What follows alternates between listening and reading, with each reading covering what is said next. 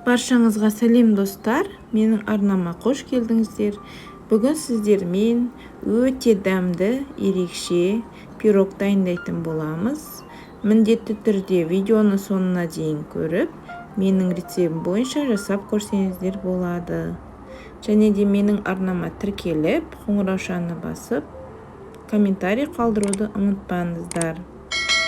Ең алдымен бізге електен ұнды өткізіп алу қажет. Ұнымызға бөлме температурасындағы сары майды саламыз. Қант саламыз. Және 1 шай қасық разрыхлитель саламыз. 2 жұмыртқа. Енді барлығын араластырып, жұмсақ тесто илейтін боламыз.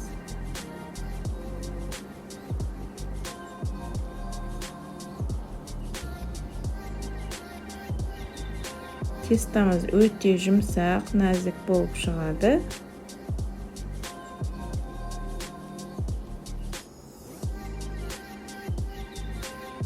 Осы тестамызды енді целлофанға салып, холодильникте 10 минутқа тынықтырамыз. Енді начинкасын дайындайтын боламыз.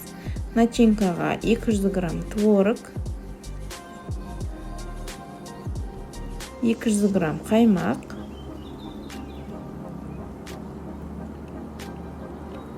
150 грамм қант, 3 жұмыртқа, және де ванилин қосамыз. Барлығын жақсылап араластырып, барлығы бір түптес біріккенше араластырып, начинкасын дайындаймыз.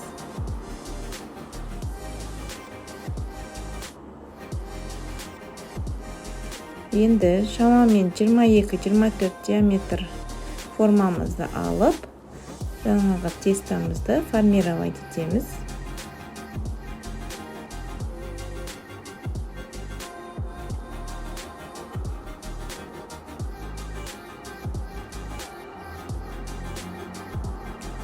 Бортиктарын жасайтын боламыз.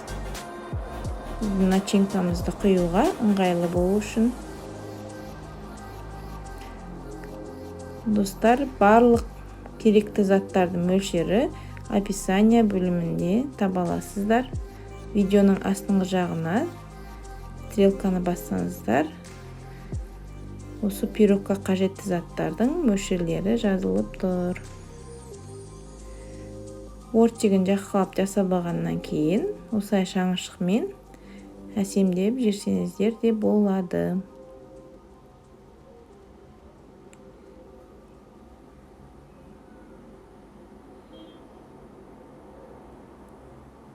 Осылай видеодағындай жасап алсаңыздар болады. Енді бұған начинкасын құямыз.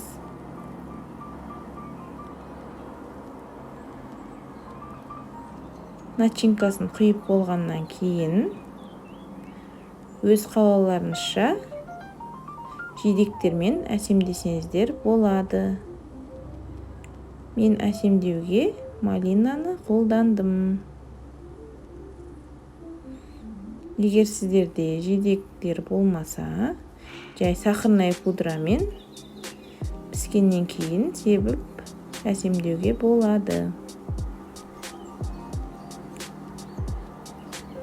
Енді осы дайын болған пирогымызды 170 градуста алдын ала қыздырылған пешке шамамен 40-45 минут пісіріп аламыз.